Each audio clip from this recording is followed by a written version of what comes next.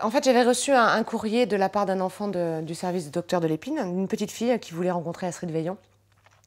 Et puis un mercredi après-midi, après avoir appelé l'association du service, j'ai débarqué dans ce service d'oncologie pédiatrique à Vicenne sans savoir du tout où j'allais, pourquoi. J'allais juste rencontrer une petite fille et essayer de donner un peu de joie à une petite fille.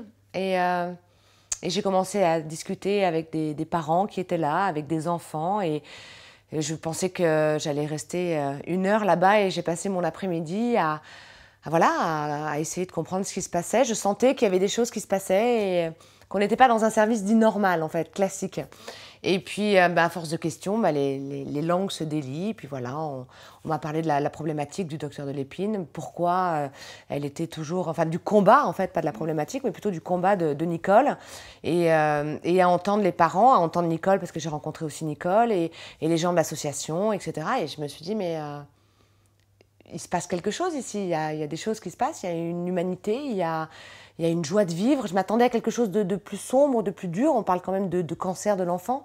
Et j'ai découvert quelque chose de très joyeux, de très familial, de très doux. Et voilà, et au fur et à mesure donc d'interrogations, je me suis rendu compte que Nicole était...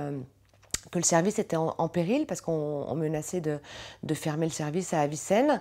Et naturellement, j'ai eu envie de m'investir pour ce service. Je ne me suis pas posé de questions. Je trouvais que le discours était cohérent, les témoignages des enfants, etc. étaient cohérents. Donc, je ne pouvais pas rester là, d'être venue là sans essayer d'agir à mon petit niveau. Et donc, j'y suis retournée la semaine d'après, puis la semaine d'après, puis ça a duré des mois. Et puis, je suis allée manifester avec le service devant le ministère de la Santé. Et voilà, je trouvais que ma place était juste à leur côté.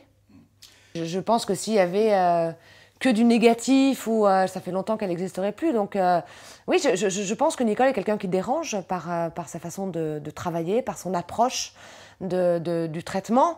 Et c'est vrai que quand elle m'a expliqué sa façon de travailler, que effectivement elle refusait l'uniformisation, elle pensait que chaque enfant avait des réactions différentes en fonction du traitement, de la chimiothérapie, et qu'il fallait l'adapter en fonction des réactions. Tout ça, moi, qui ne suis pas médecin, me paraît tellement normal. Un adulte, on lui fait une première séance de chimiothérapie, on voit comment il réagit, en fonction de sa réaction, on adapte le traitement. Pourquoi un enfant devrait rentrer dans un protocole, ou même pire, dans des essais thérapeutiques, sans en tirer des leçons? Donc, moi,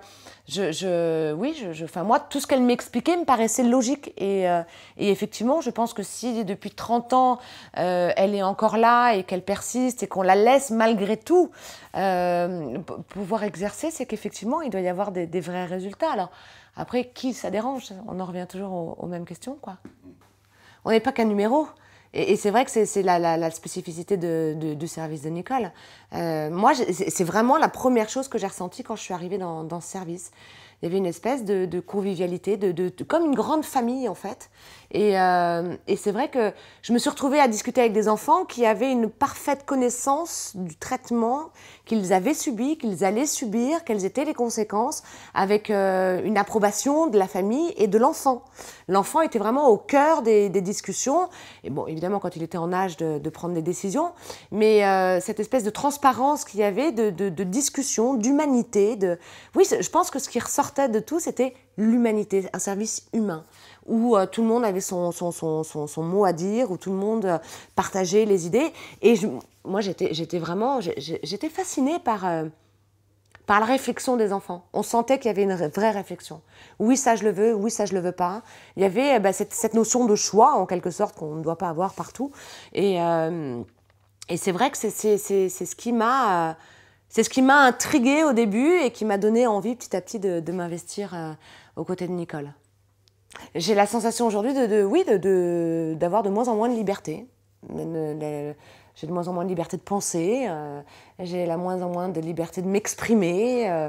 Oui, je crois que ce manque de choix est très symptomatique de la société d'aujourd'hui.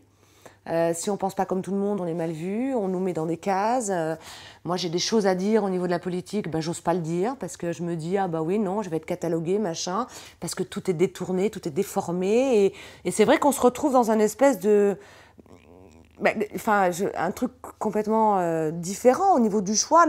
Le vigneron qui décide de ne pas traiter ses vignes contre une bactérie, ben on va aller l'attaquer, il va perdre son procès. Et quelqu'un qui va dire une vérité mais qui dérange, eh ben on va l'attaquer et puis il va perdre son procès. Ouais, moi non, il y a un climat en France et qui me dérange fortement aujourd'hui, oui.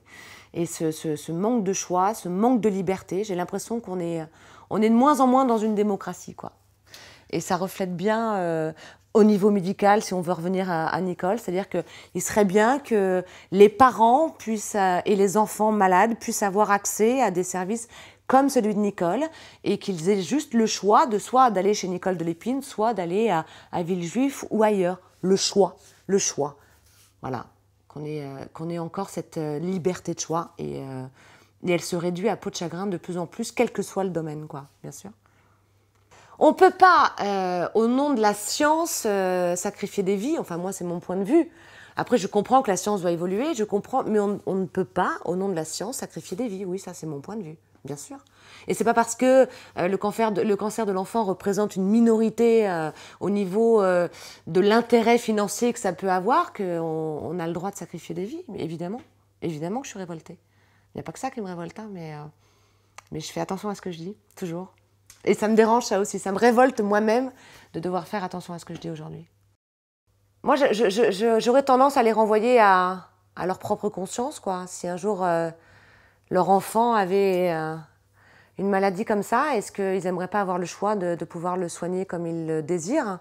C'est toujours plus facile de prendre des décisions quand on n'est pas touché intimement, en fait, au résultat des courses. Et moi, si un jour, je prie les dieux évidemment pour que ça n'arrive pas, mais si un jour mon enfant était malade, j'aimerais avoir le choix. Et ça serait bien que les décideurs donnent le choix aux gens de choisir si oui, ils préfèrent telle ou telle façon de soigner leur enfant. Et je pense qu'il faut qu'ils fassent appel non pas à des critères financiers ou autres, mais juste à un critère humain. Et qu'ils se mettent, eux, dans la situation de ces parents qui sont souvent en détresse, parce que je crois qu'il n'y a rien de pire que d'apprendre qu'un enfant est malade. Donc, faire preuve d'humanité, je pense.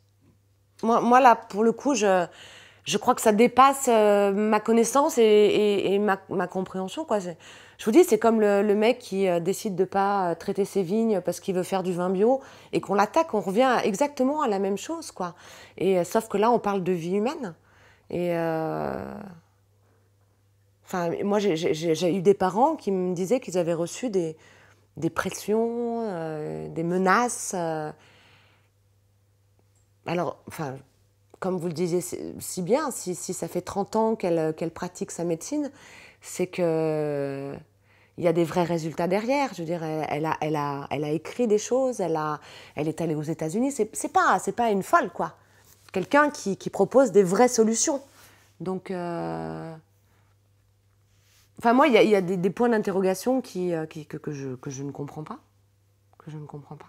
Et je trouve ça triste qu'on soit obligé d'avoir ces démarches-là pour avoir juste le droit de faire son travail librement, quoi. Je trouve ça très, très grave. Et c'est pas très rassurant pour la suite, quoi. Voilà, donc après, c'est chacun... Moi, j'ai envie de ramener les gens à leur propre conscience, quoi. Voilà, qui se regardent dans un miroir et qui se posent les vraies questions. Je pense que c'est important.